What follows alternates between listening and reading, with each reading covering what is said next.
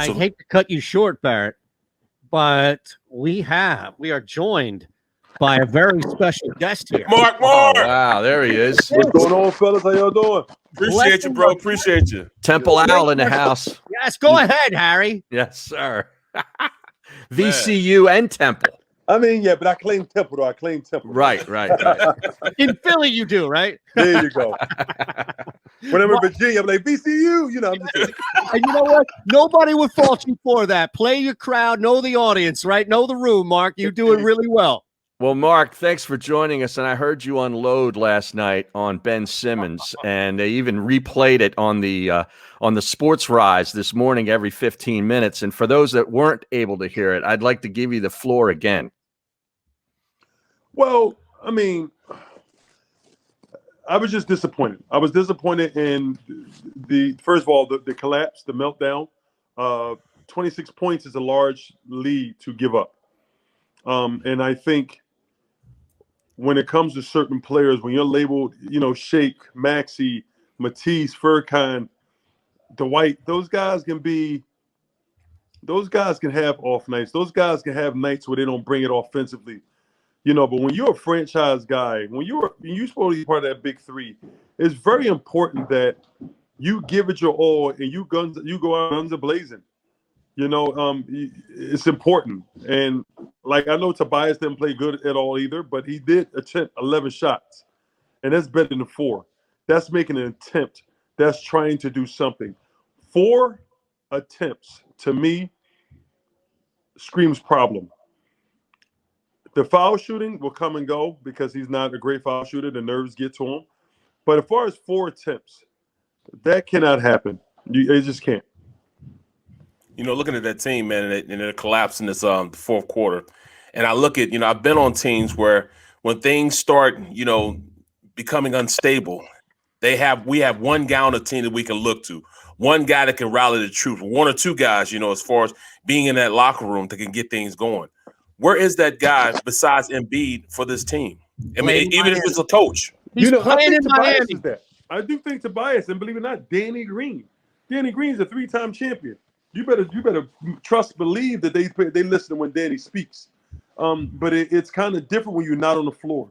It's kind of different when you're not. Unfortunately, Danny out injury with the calf injury.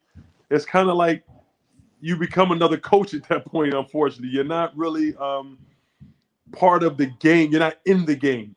So, but I think Tobias has to be there, and I think Tobias has been that all year because he's a mild-mannered, steady guy, and he's just always been a constant professional. Everybody respects and loves Tobias.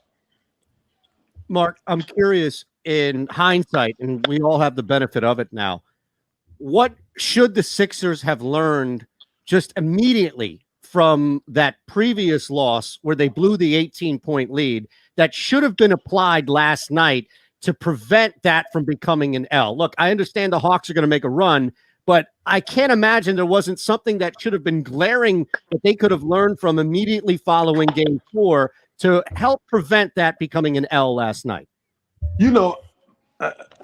First of all, I think we underestimate the ability and the will of the Hawks to come back. We have to give them some credit. We can't just say the Sixers lost this game because it was another team on the floor. So we got to get a Hawks credit. No matter what they was down, they kept fighting. Nate McMillan kept pushing his troops to keep battling, and they did. Now, with that being said, one thing to keep in mind to me when it comes to that collapse for both those games is the bench. I think the bench hurt them in both games. I think guys not coming through for them, which means you got to play your starters. I mean, do we do the Nets and KD version and play all the starters 48 minutes? I mean, do we have to do that? Are our guys built physically for that? To me, I put that together with the bench. Those runs came when the benches went in the game, and then you kind of bring your starters back in, and the momentum is already gone for them. You're trying to catch up. I really thought that they were ready to fall out and just give up in the third. When I looked at their demeanor, looked at how the Hawks were, walking around, it looked like they were ready to fall. But where's the killer instinct in this team? Where's the tenacity? All right, I'm gonna finish them right now. Exactly. Good point. Good point. The Hawks was ready to bow it out. But then they did get a reminder, hey, guys, man, we was down 18 the other night, and you see what happened. So no lead is safe. So don't forget that. And it took them doing that, but it also took a time where these guys rallied together. They rallied together, the Hawks did, and say, look, we got to get this win. We know we can do it. And I used the analogy last night. I'm born and raised in Philadelphia, so I'm a boxer/boxer fan. And we always have a mind. Anybody with a good right hand, no matter how less skilled they are than the other person, always has a chance to win the fight because you only need one punch. You always get a chance. When it comes to the Atlanta Hawks, their ability to shoot the ball with multiple guys always gives them a puncher's chance to come back from any lead. And it started with that veteran, Lemon Pepper Chicken's Lou Williams. I mean, he scored 13 points alone. 13 of his 15 points in the fourth quarter. He started that run, and then everybody else followed. So now there's momentum for one guy. Then you also go back. Then they got them shooters. Them shooters started getting going. And it's just the momentum just really just started lost you, and he was trying to catch back up. How do they reverse that momentum now in a must-win on the road, Mark, where, you know, they've blown 2 games in a row where they had 18-plus point leads, and you know, how do they begin to come back? Is there a chance, or do you think they're done? I don't think the Sixers are done, but I do say this: that momentum is going to carry over into Atlanta, because that Atlanta stadium, when they're losing, that is the most emptiest stadium in the entire NBA. But when they're winning, it's the most packed stadium in the NBA, and they winning, and they only lost 3 games the whole year since Nate McMillan took over. While Nate McMillan took over. So you got to remember, that means they're a good team. So with that being said, you got to come out early. You got to come out established that we are the big brothers. We are the bullies on the block, and we're going to put you in place. Now, with that being said, also Ben Simmons must come out and start aggressively, because I think that would help his momentum throughout the game. Now, we know Ben can be aggressive in the beginning of games in first halves, but then kind of fall off in the second half. Yep. But I think when you face elimination, I think it changes the way you look at games, the way you have a perspective on what's going on. And I know Ben, wherever he is now after it was 1 o'clock, so they probably should be ending walkthrough and video. When he goes back home, he's not going to be watching no TV. He's not going to listen to no radio, because everybody's bashing him today. Mm-hmm. So that has to fuel him. It has to fuel him, you know, because if it don't, that tells you his mindset. But it got to be like, that was on me. I take that on the chin, and I'm going to get up, and I'm going to do what I got to do. But it got to start from the beginning. That's what I'm talking about, man. And that's what, you know, that's the mindset you should have. But I'm looking at this like, I mean, I'm honest. I'm being honest, man. I'd have punched Trey in the face every time I get fouled. He's up there shooting. She's shooting, right? He's shooting. Like if you was close to me, I'd have smacked him or something, man. That's so disrespectful. Yeah, man. Trey's a gamer. I wasn't a big fan of Trey because I didn't know how successful he was going to be in the NBA. But I'll tell you, watching him in that Knicks series and then watching him now, like, I'm just like, oh, he's a gamer. Yeah, right. I'm actually, he's a real gamer, and he's a dog. Yeah, he's got game and swagger. Dog were pretty here. So, you know, and I didn't think he had that in him, but he proved me wrong. He proved a lot of people wrong. But you need to have that mentality on this level, on this side, in the second round of NBA playoffs. You need it. Right. You're right, Plex. Mark, real quick, we're going to break on the network. We're still live on the JAKIB Media YouTube page. We'll wrap the hour coming up on Sports Map Radio. Here's my question, Mark, because I think everybody loves to hear it from you because it validates their concerns. It makes them feel better, including myself, about where we all are with Ben Simmons, that not only are you accurate with where he should be shredded and criticized, but also looking at this game as a bounce back. Now, my biggest issue with Ben outside of the free throws is that there always seems to be some sort of outside catalyst to get him to react this way. How does Ben become, all right, I'm not waiting for a bad game to react to. I'm not waiting for a bad half to react to. How do we get Ben to come in just full on mode to not having to react to that stuff and just having that mentality before it becomes a problem. So pretty much you saying, how can we get Ben Simmons to be a killer? Pretty much. Yes. Yeah. Exactly. Look, I don't need him dropping 30, right? Yeah. I sure as hell don't need Trae Young dropping 30 either. But, I'm realistic in my expectations with him. I love how you just laid out the mentality that he should come out with tonight. I just want that to be not reacting to all the radios ripping me, TV's ripping me, all this stuff. I got to show and prove. How do we get to the point where, yes, he's a killer in his own way? That's something I think that you either born with or you inherit over time. And I don't think that's Ben. I don't think Ben's a natural born killer. I think he's a nice guy. He works, but I don't know if he's a natural born killer. I just don't believe he was born that way.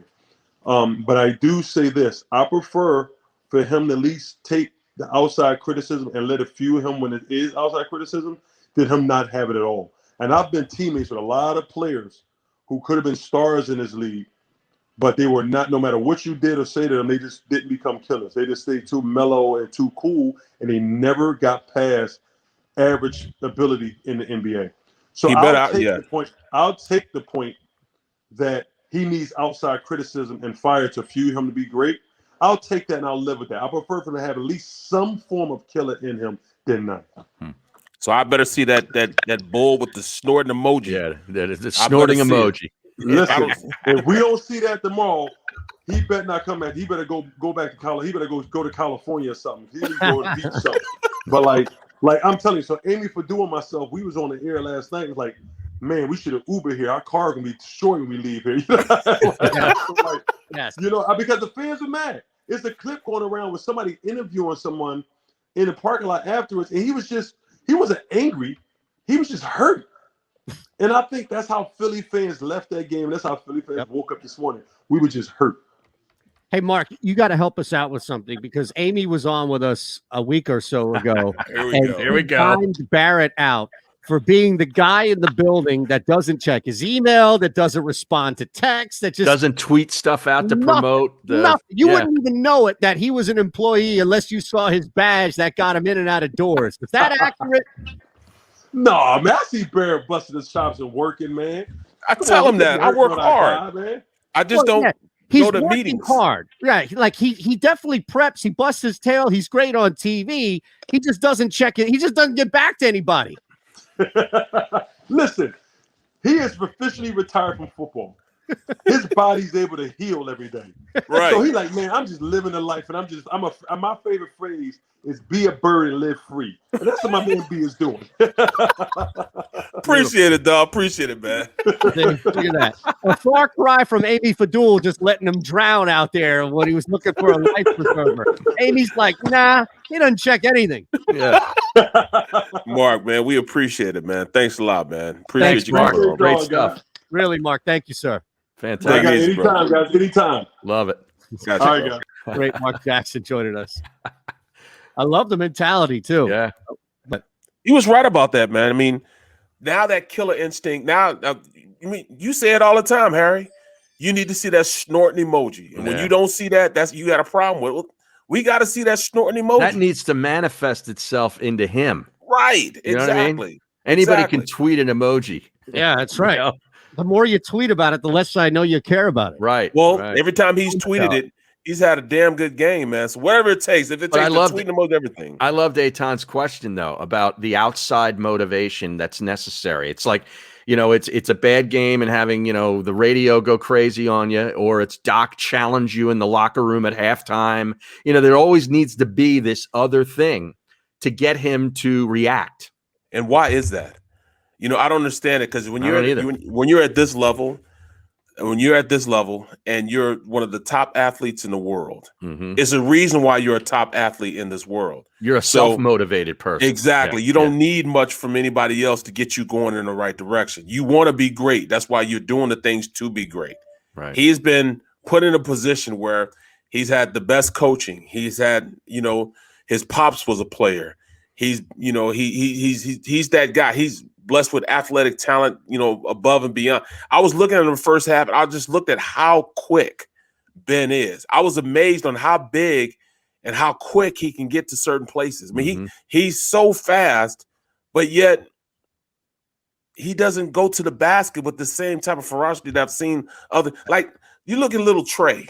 Little Trey, he's giving you everything you want, man. Everything, but he lacks the size. What if he had Ben's size? He's like an Iverson type. Right.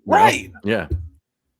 Man, that's the closest thing to Iverson I've seen in a long time. That's because he knows that when he gets fouled by somebody, he's going to go to the line and sink the free throws. Yeah. Exactly. He's pulling also from like Steph range. You see this? Yeah. Oh, yeah. Oh, yeah. Pulling from just, and he's killing it. Killing it too. All right, overtime coming your way next here. Stick around. It's the middle of the JAKIB Media YouTube. If you missed any of today's show on the JAKIB Media channel, listen to the podcast on your way home. Available on YouTube, Apple, and Spotify.